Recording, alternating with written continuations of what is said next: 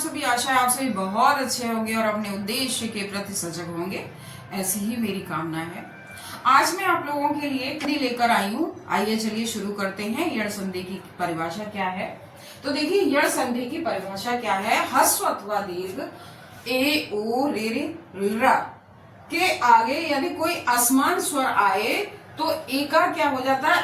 य हो जाता है, ओ का व हो जाता है, रे का र हो जाता है, रे का र हो जाता है और र का ल हो जाता है। तो ये इसकी परिभाषा है और इसका सूत्र है इको यणाची, इसका सूत्र है। अब देखिए, ई से जो बनते हैं हमारे शब्द वो कौन कौन से होते हैं? देखिए, जब ई और ई का मेल किससे होता है? आ से हो जाता है तो य हो जाता है। क्या हो जाता है?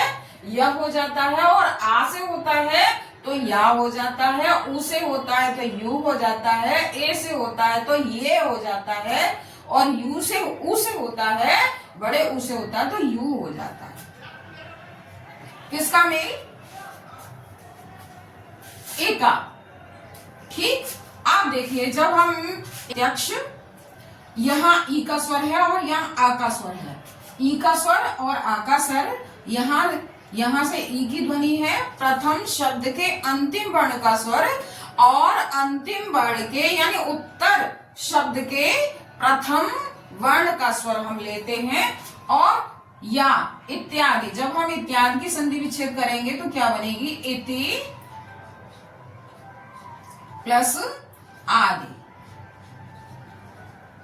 तो यहाँ ई का स्वर है और यहाँ आ का स्वर है। प्रति उत्तर, प्रति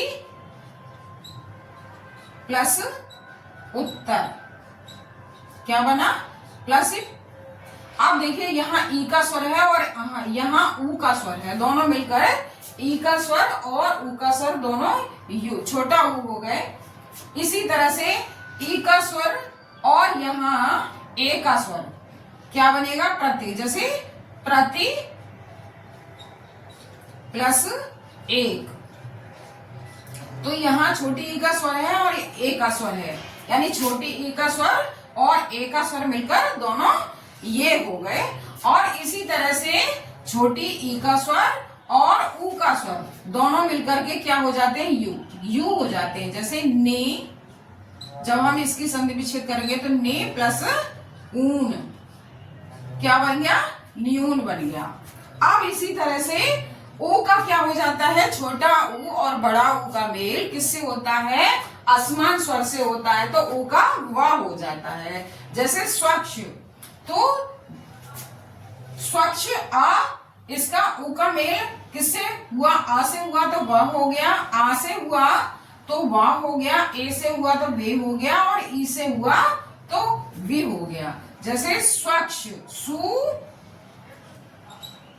प्लस सु प्लस अक्ष, तो यहाँ छोटे ऊ का स्वर है और यहाँ आ का स्वर है, छोटे ऊ का स्वर और आ का स्वर। स्वागत, सु प्लस स्वर है। अब अन्वेषण, अनु प्लस एषण, यहाँ छोटे ऊ का स्वर है और ए का स्वर है, दोनों मिलकर क्या होगा? वे हो गए, और ये मात्रा आ गई। इसी तरह से अनुवति, तो इसका जब हम करेंगे तो क्या होगा? अनु, अनु प्लस इति, तो यहाँ छोटा ऊ है और यहाँ ई है, तो छोटा ऊ और ई मिलकर के क्या हो गए? हमारे यहाँ वी हो गए। और इसी तरह से जब हम रेल का मेल करेंगे, जैसे रेल का मेल आ से हुआ तो रा हो गया, रेल का मेल आ से हुआ तो रा हो गया, रेल का मेल उ से हुआ तो रू हो गया, और रेल का मेल इस से हुआ तो रे हो गया। जैसे मात्र पण, तो इसका होगा मात्र प्लस अर्पण।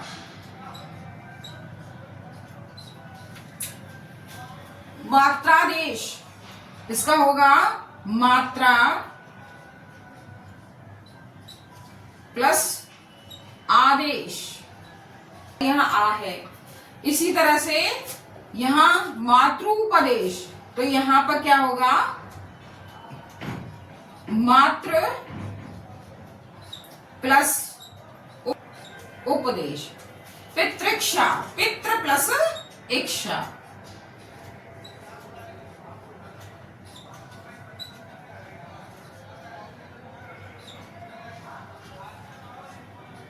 पितृक्षा, पितृ प्लस इच्छा, तो यहाँ रे है और यहाँ ई है।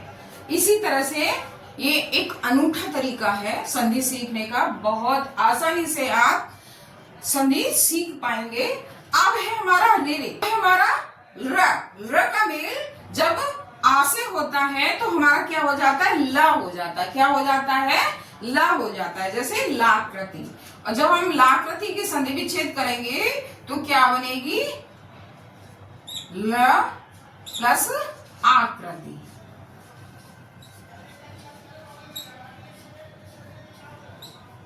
ल प्लस आकृति